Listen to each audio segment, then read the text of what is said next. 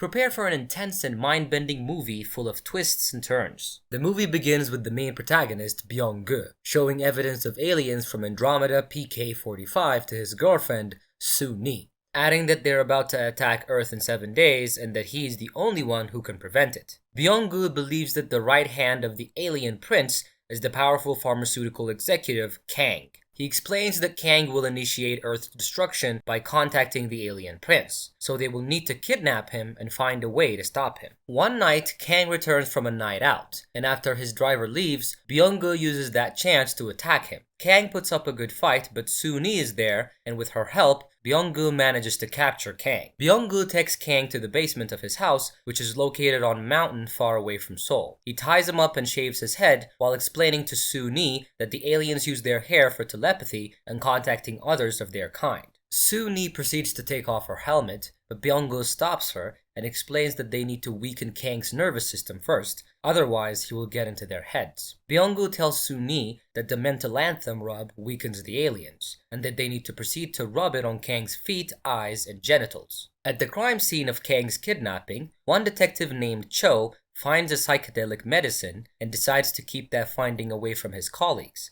because they look down on him. However, a young detective named Kim is impressed by Cho, and he invites him for a drink, where Cho shares his finding with him.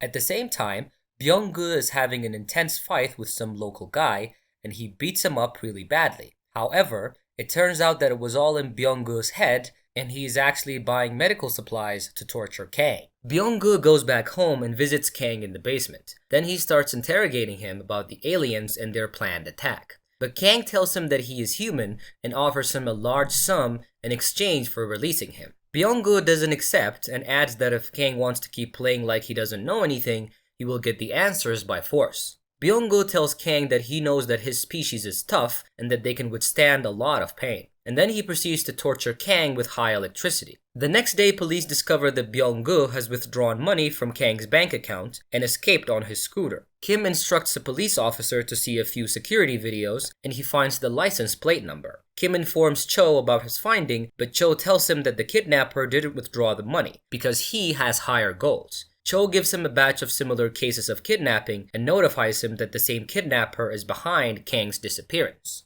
And a couple scenes later, Byeong-gu visits his mother in the hospital, and we see her encouraging him by saying that she believes he will stop the aliens. However, we see that this encounter is just in his head. His mother is in a deep coma because of a pharmaceutical test led by Kang, and all of what he saw was just a delusion. And the thirst for vengeance is behind Byeong-gu's psychosis, and because of that, he believes Kang is an alien. In the basement, Kang tries to persuade Soo-ni to untie him. He reveals that he remembers Byeong-gu and that his girlfriend died during a protest that occurred in the past, and that he's doing all of this for her. This angers Soo-ni so much that she breaks her favorite doll. She believes Kang and leaves Byeong-gu. Cho goes to the hospital where Byeong-gu's mother is and asks around about the experiments. One doctor tells him about Byeong-gu's mother, so Cho decides to visit him. Kang breaks his thumb in order to escape, and when Byeong-gu arrives to probe him, he manages to set himself free and attack him. The brutal fight begins, and Kang somehow manages to strangle Byeong-gu to death. As he triumphs over Byeong-gu's dead body, Kang starts stomping his chest and accidentally revives him. Kang panics and locks himself in a room with no escape. Byeong-gu goes upstairs and takes his gun and returns to the basement to kill Kang. The executive manages to snatch the gun from Byeong-gu, and as he pulls the trigger, he realizes that the gun is not real. Byeong-gu uses that chance to sedate him. Cho arrives at Byeong-gu's property and starts looking around. Suddenly, he sees Byeong-gu and he lies to him saying that he's looking for poachers. He asks Byeong-gu if he can sleep here tonight because it's dangerous to descend through the night. At that moment, Kang tries to get Cho's attention by squeezing his hand through a hatch on which Cho is standing. But Byeong-gu notices that, and he steps on Kang's hand and tells Cho that he can spend the night at his place. Byeong-gu acts all nice towards Cho, who finds nothing unusual. That night, the two of them drink together, and Byeong-gu opens up to Cho and tells him that he believes in aliens. Cho asks if he is afraid of them, and Byeong-gu replies that he is not, because they are wise and want to help the Earth. And then Byeong-gu gives Cho a book about aliens, adding that it changed his life and views. The next day, Cho leaves the house and on his way out, he sees Byeong-gu's dog named Earth gnawing on a weird bone. Cho examines it and figures out that it's a human leg bone. He quickly leaves the property and calls Kim, but because of bad service, he goes back, and there he sees Byeong-gu, who overhears Kim on the phone asking Cho if Byeong-gu kidnapped Kang. Cho pulls his gun out and Byeong-gu releases his beast. And they end up killing Cho, and then Byeong-gu hacks up his body and feeds it to his dog. And after that, Byeong-gu crucifies Kang and breaks his legs with an axe. And in a desperate move, Kang admits that he is indeed alien, and that Byeong-gu's mother was part of an alien experiment. He adds that there's a bottle of benzene in his car truck, and that is the antidote for Byeong-gu's mother. Byeong-gu then leaves, and Kang decides to use this chance to escape. He pulls his hands through the nails, and after that agonizing act, he attempts to get out of the vent, but he gets electrocuted and falls to the ground. Byeong-gu goes to Kang's car and finds a bottle of benzene. Kang then travels deeper into his captor's lair, finding evidence of his grim research. Photos of mutilated corpses, littered with blood-scrawled notebooks, while hands and brains of past subjects reside in jars. Reading through the journals, Kang discovers Byeong-gu's traumatic past. His father was a coal miner who lost one of his arms due to his dangerous work, and he was killed by his wife when he attempted to attack her and his son. The child was beaten in school and was a victim of the sadistic whims of his cruel teachers. He showed early signs of violence, such as stabbing a fellow schoolmate with a kitchen knife.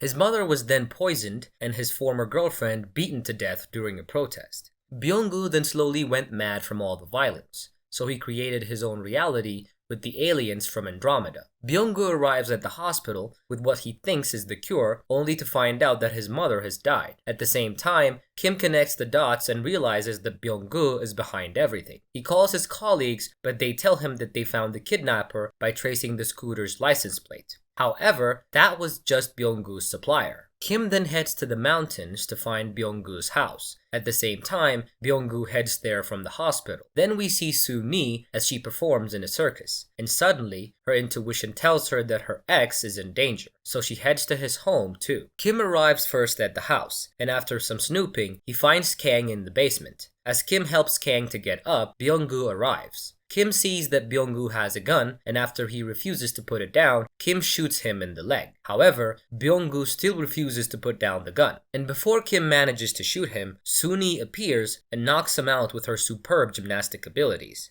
Byeong-gu then ties both Kim and Kang and decides to kill them. At that moment, Kang admits that he is an alien, and then he reveals the whole story to Byeong-gu. The 75th Prince of Andromeda found the Earth while it was inhabited by dinosaurs. The prince was amazed by them, and he began to research on one of them. He accidentally infected the whole species with a virus from his planet, and the dinosaurs went extinct. Out of guilt, the prince created humans, but when they became ignorant and tried to construct the Tower of Babel, he unleashed a great flood. After that, the aliens found a suicide gene in humans that leads to killing a member of their own species. They tried to find a cure for it, but they didn't succeed to this day. Kang was in charge of the last experiment, the one of which Byeong-gu's mother was part. Kang agrees to contact the alien prince at the pharmaceutical company factory in order to buy more time and create an opportunity for escape. Byeong-gu leaves the detectives all his notes, saying that if he does not make it, he will have the responsibility of saving the planet. At the factory, the executive starts sending messages to the prince, but soon it's revealed that he was coding a computer-controlled robot,